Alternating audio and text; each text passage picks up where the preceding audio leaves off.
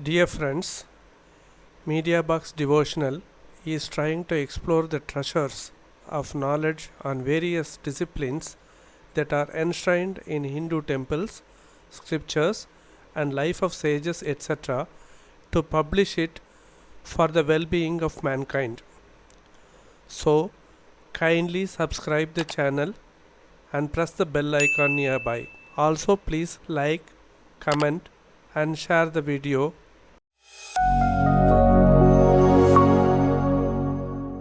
Buddha Purnima, the Lord Buddha's birth anniversary, falls on 7th May this year. He attained enlightenment also on the same day.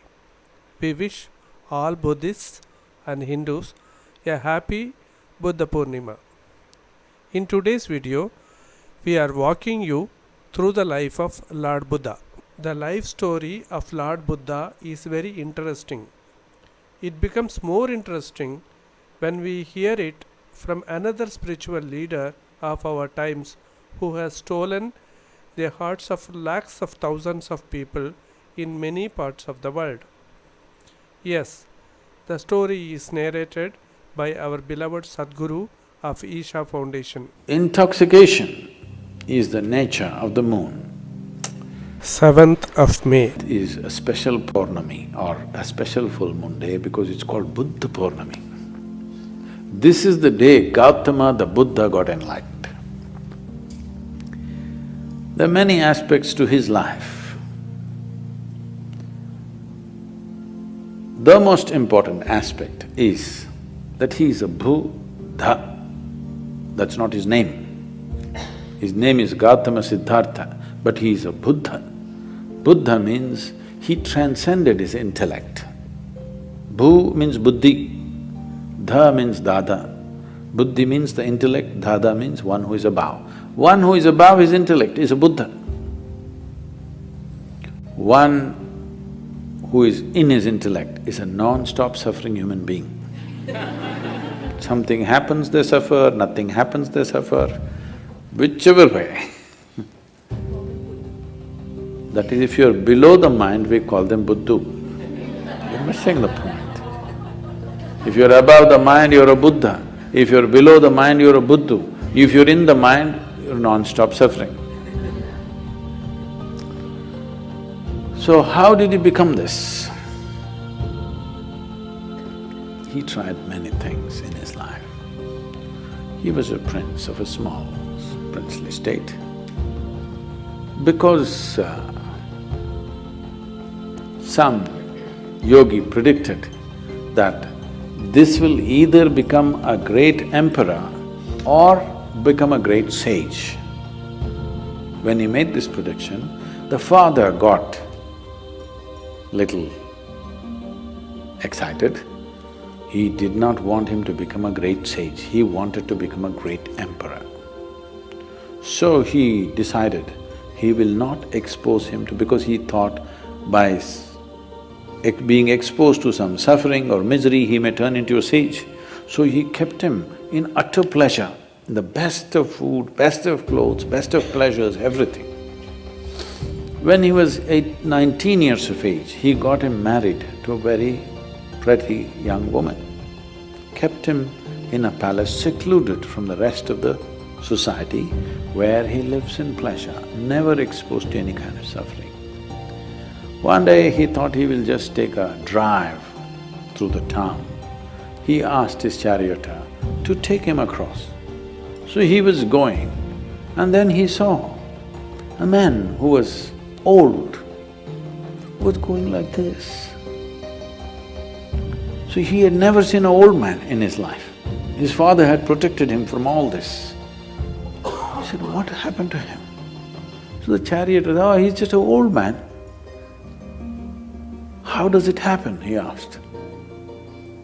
He said, everybody gets old someday. He looked at himself, he was a nice youth. What, me also? He said, yes, everybody gets old.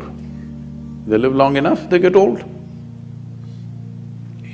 This was a realization for him, I will become like this. Then he saw a man lying on the street who was ill with something, not able to get up, in great suffering. He said, "Stop, what is this guy? What's he doing?" He said, "Oh, he's sick, unfortunately." "What does that mean?" He said, "My body, sometimes it gets sick. It can happen to anybody. It can happen to just anybody. Me, a prince, it can happen to me. It can happen to anybody." Then he said, "Oh, I can become like this." Then they were going further, he was completely disturbed by this. Then he saw a funeral. They were carrying a dead body of a man. What happened to that guy? Oh, he just died. What does that mean? That happens to everybody without exception. Then he said, "What am I doing? Just eating, pleasures, nonsense, what am I doing with myself?" And he struggled, he went into turmoil within himself. This suddenly being a prince and these pleasures and all this palace suddenly broke apart for him, and he started looking, what is the point of all this? This is going to get old, this may get sick, for sure this will be dead. What am I investing my entire life in this? But by then he had an infant boy. He looked at his wife and his child, this loving wife and this lovely little baby. He could not leave. He struggled and struggled and struggled. By then, a little over 1.25 years passed. When the boy was 1.5 years of age, he could not hold it anymore. In the middle of the night, like a thief, without telling anybody, he slipped out of the palace and left for good. He went in search, I want to know the truth about this life. He went from school to school. These are times when different schools were established in India. At one point, there were over 1,800 schools. I'm saying not just institutions, 1,800 different ways of doing things, 1,800 different varieties of yoga. Not the kind that you're seeing in California, somebody doing like this, somebody doing like this, really intricate expressions. It is like how the medical science is becoming today. So when Gautama came, it was post-Patanjali, but still there were many things. So he went from school to school. He pursued 8 different forms of samadhi. He pursued 8 different forms of samadhi. He saw all of them were wonderful experiences, but still it did not liberate him. So in this condition, he was walking as a samana. There's a certain system of practice called as samanas. Their fundamental practice is this: they will never ask for food. You should not go in pursuit of food because they want to beat the fundamental instinct of survival. No matter what, you're always going in pursuit of food, please understand this. You may complicate it in so many ways. So one fundamental sadhana for them is, you never pursue your instinct of survival. You simply keep going. So samanas used to just walk, never asking for food. But the culture was sensitive. If they saw a spiritual person walking, people will cook at home and run behind him and serve him wherever he is, because they know he will not ask for food. Today, if you become a samana, you will walk yourself to death. Those days, people were sensitive to his sadhana and responded. So there were thousands of samanas walking the country. So Gautama became a samana. And even if you are not asking for food, you will walk near a town, so that food will come. But Gautama took it too seriously and just walked. He became all bones, just bones and a bag of skin, like that he became. Then he came to a place where there was a river called Niranjana, unfortunately. That river is gone now, no more river.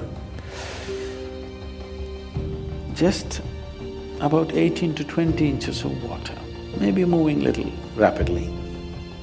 He stepped into it, halfway down into the river, he did not have the energy to cross. There was a tree branch, a dead branch, he just held on to it. He doesn't have the strength to take the next step, but he's not the kind of man to let go. He held on, we don't know for how long. People say for a very long time. Maybe it was 2 minutes. When you're feeling so weak, those 2 minutes might have looked like many years. Then as he hung on, he just realized, what is it that I'm striving for? What is it that I'm wandering the entire country, growing from school to school, learning this, learning that, what is it that I'm looking for? Then he realized, there's really nothing. This life is on. All I have to do is just take away the barriers which are not allowing me to experience this. When he realized that everything is within him, there's nowhere to search, suddenly he had the energy to take the next step and the next step. He crossed the river, came and sat down under that now very famous Bodhi tree, which has become more famous than the Buddha himself. And he sat under the tree, he sat there, and he sat there with this determination. Either I must see the ultimate nature of my existence now, or I will sit here and die. When he saw this, he was fully enlightened and the moon was shining. And he had not eaten for many months on end properly, years, actually 4 years he was a samana. And people around him, he had gathered about 5 disciples, I think. These guys thought he's real because he doesn't eat, he's really rigid. And they saw he's in some state, exuberant state, and they could see the light on his face. Then they were waiting for him to open his eyes and give the teaching. He opened his eyes, looked at them, smiled and said, "Cook something, let's eat." They were totally disappointed, they thought he's lost it. They walked with him for 4 to 8 years, when he had nothing but torture. When he got enlightened, they left him.